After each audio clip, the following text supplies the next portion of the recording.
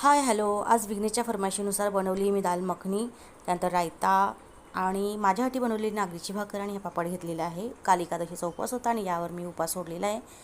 तर दाल मखनी बनवण्यासाठी आपली काळी उडदाची डाळ, थोडीशी तूर डाळ घेतली आणि राजमा, त्यानंतर लसूण, हळद, मीठ आणि हिंग असं टाकून मी उकडून घेतलेली आहे ती डाळ.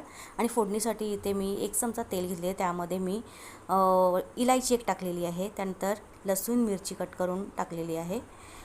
मग यामध्ये कांदा टाकून नरम होईपर्यंत परतायचं. त्यामध्ये मखनी म्हणजे बटर पडलंच पाहिजे.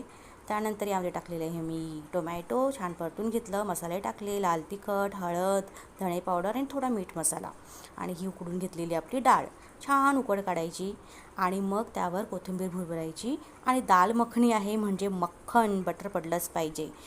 पण मी माझ्यासाठी 1 वाटीभर बाजूला काढली डाळ आणि मग मी त्यामध्ये बटर टाकलेलं आहे आणि छान अशी टेस्टी अशी ही दाल मखनी झाली होती. नक्की ट्राय करा. आणि मी रायता बनवलेला आहे. रायता बनवण्यासाठी किसलेली काकडी, किसलेला गाजर, पेरू, त्यानंतर कोथिंबीर असं दह्यामध्ये छान मिक्स केलं, मीठ टाकलेलं आहे, हा रायता बनवलेला आहे.